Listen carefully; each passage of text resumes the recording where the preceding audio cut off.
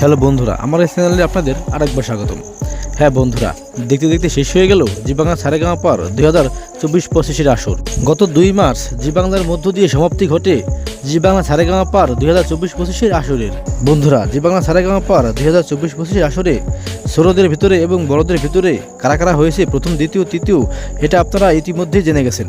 কিন্তু এবারে সারেগামাপার রেজাল্ট নিয়ে অনেক বেশি সমালোচনা হয়েছে সারেগামাপার দর্শকদের ভিতরে। বিশেষ করে অনেকের সেকেন্ড রানার হওয়া নিয়ে হয়েছে বেশি সমালোচনা। কিন্তু এবার অনেকের বিষয়টা নিয়ে মুখ খুলেছেন সান্ত্বনা মৈত্র ও জাবেদ আলী। সান্ত্বনা মৈত্র বলেন, শুধু ফাইনালের একদিনের গান দেখে ফার্স্ট, সেকেন্ড, থার্ড বিচার করা উচিত নয়। প্রতিযোগীদের প্রথম পর্ব থেকে ফাইনাল পর্যন্ত একজন প্রতিযোগীর সামগ্রিক নম্বর থেকেই 3 জনকে নিলে ভালো হয়, তাহলেই সঠিক মূল্যায়ন হতো।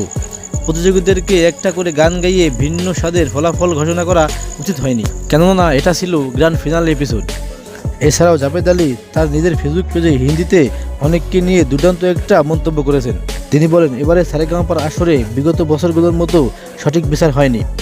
আমার মনে হয় অনেকের মতো একজন পারফর্মারকে থার্ড পজিশনে আনা উচিত হয়নি। আমার কাছে পার্সোনালভাবে মনে হয় তার প্রতি অবিচার করা হয়েছে। এছাড়াও জি বাংলা সারেগামাপার অফিসিয়াল ফেসবুক পেজে অনেককে থার্ড হওয়া নিয়ে জি বাংলাকে অনেক বেশি ধুয়ে দিয়েছে নেটিজেনরা, কেননা তাদের প্রত্যেকটা ভিডিওতে পাবলিকের কমেন্ট দেখলে এই বিষয়টা বোঝা যায় যে তারা অনেকের থার্ড হওয়া নিয়ে কতটা অসন্তুষ্ট।